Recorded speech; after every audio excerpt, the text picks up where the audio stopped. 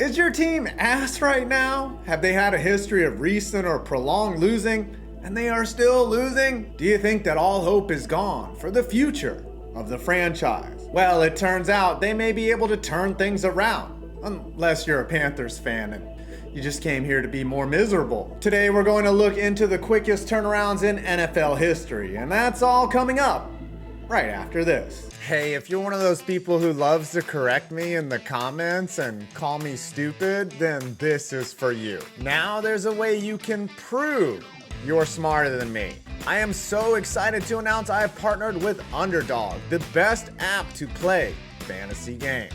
And right now, this weekend, you get a Patrick Mahomes free pick and also get a first-time deposit bonus of up to $1,000 by using my code 5points at UnderdogFantasy.com. Let me show you real quick how Pick'em works. In my opinion, the easiest way to play and win, you simply pick 2 to 8 stats of your favorite players and choose whether they will go higher or lower. And if you go 5 for 5, you can win 20 times your money. Look at this. With the Patrick Mahomes free pick, I can turn $20 into $123. Yeah, I'm big on the Eagles for some reason this weekend. So after this video, head on over to UnderdogFantasy.com and use my promo code 5points or hit the link below.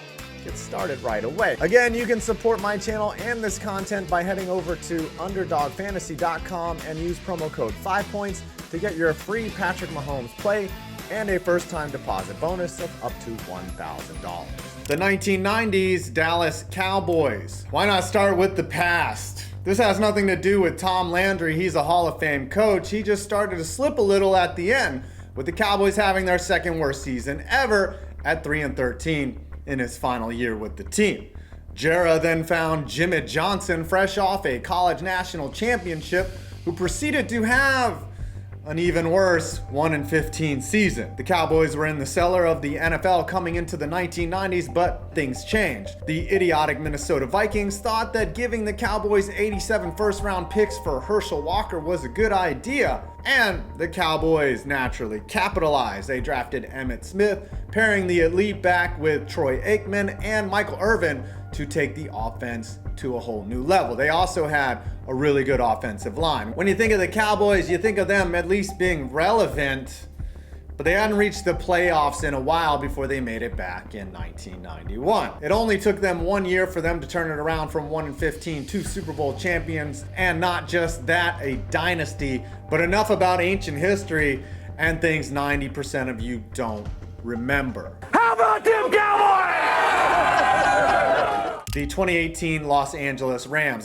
Jeff Fisher, Mr. 7-9, except for the end with the Rams when he was worse than that. In his 3 years leading the team, they were 17-31. In fact, they were so bad that the team had to move to Los Angeles just to get away from Jeff Fisher. But then came in Sean McVay and he changed things instantaneously.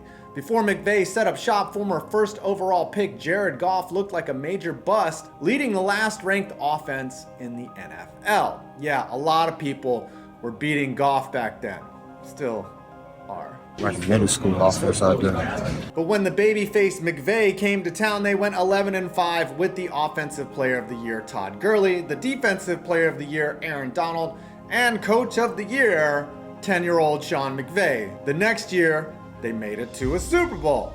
Now, they lost that 13-3 in the most boring Super Bowl that ever happened against the Patriots. But a few years later, after bringing in Matthew Stafford, they beat the Cincinnati Bengals in Super Bowl 56 to become the first team ever to win the big game in their own stadium. Well, the stadium that they share with the freeloading Chargers. But the team they beat was also in turnaround mode, the 2021 Cincinnati Bengals. It's hard to say any one player makes a team, but that is certainly the case with Joe Burrow and the current Cincinnati Bengals squad, particularly with the offensive line he inherited. In the 2020 NFL Draft, the Bengals took Burrow hoping he would be able to turn their team around, but had zero expectations he would lead them to a Super Bowl just 1 year later. But it wasn't just reaching the Super Bowl that was crazy. The Cats hadn't won a playoff game in 3 decades before 2021, losing in incredibly heartbreaking and also very dumb ways. Before reaching the big game, the Bengals had 5 straight losing seasons, going only 25-53-1, but way worse 6-25-1 before they reached the NFL's highest level. Those 6 wins are the fewest ever for a team's past 2 seasons before reaching the Super Bowl. You know the Bengals story. They rode Andy Dalton and AJ Green for years, always ultimately coming up short. And now with Joe Burrow and Jamar Chase, kind of feels the same. The Bengals lost Super Bowl 56 when Eli Apple got burnt like the Diddy tapes in a fire pit. It looks like the Bengals may be headed towards another decline. Speaking of decline, the 2003 Carolina Panthers. Oh, so the Panthers did make it to my video. Emerging from the ashes, the Carolina Panthers went 1-15 in 2001 before becoming a Super Bowl contender only 2 years later. This team was known for their resiliency, playing 5 overtime games on the road and winning 4 of them while winning 7 games by only 3 points or less. The Cardiac Cats were led by Steve Smith, Julius Peppers, and Jake Delhomme. At the time, 2003 was only the second time in franchise history the Panthers even made the playoffs. I bet Panthers fan is shedding a tear, reminiscing about the good old days 20 years ago. If it wasn't for a wayward kicker late in Super Bowl 38, the Panthers may have been champions. But the team that defeated them was the 2001 New England Patriots. This one is going to strike a chord with you. 2001, Week 2. Pats Drew Bledsoe dropped back to pass before getting crunched by Jets linebacker Mo Lewis and shredding a blood vessel. Real quick, Brady came into that game only down a TD and could not lead the Pats down the field. They might have lost the battle that day, but they won the war. Tom Brady was named the starter after Drew Bledsoe started bleeding internally. Brady took over the team and began a skillful run aided by luck and good fortune. Too bad Lucky can't help you become a better broadcaster, Tom. Oh, don't leave me hanging. The year before that Super Bowl run, the team went 5-11, finishing last in the AFC East. For you hopeless fans out there, this team became the first team in NFL history to win the Super Bowl after starting the season 1-3. Eventually, they took down the St. Louis Rams on a legendary Adam Vinatieri field goal as time would wind down. Speaking of the Rams, the 1999 St. Louis Rams, the greatest show on turf, one of only 5 teams in NFL history to score more than 30 points in 12 different games. But it wasn't just offense, as on the other side of the ball, the Rams defense returned 7 picks for touchdowns. Yes, 7, the third most in NFL history. Oh yeah, and Kurt Warner won the regular season and Super Bowl MVP. But before all of that, the Rams were homeless and lost, moving from Los Angeles to St. Louis in 1995. No, that's not a typo.